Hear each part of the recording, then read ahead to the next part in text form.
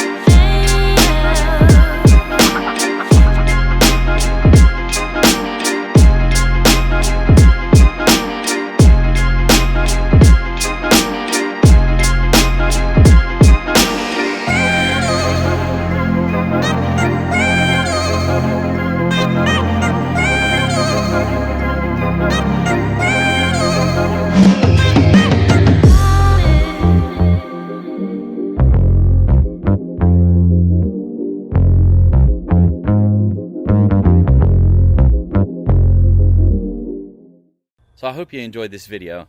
I know it's a little bit on the redundant side with that view, but unfortunately where I'm having to position the where I'm having to control the drone from, I just don't feel comfortable enough to get it down real low in the field. And besides, I don't actually know those guys, and I don't want to be anywhere near their equipment in case something were to happen. My drone doesn't crash into one of them. As small of a chance as that is, I'm not willing to take it, and I don't want anybody hurt. So hope you guys enjoyed watching, and thanks again for stopping by. Have a good night.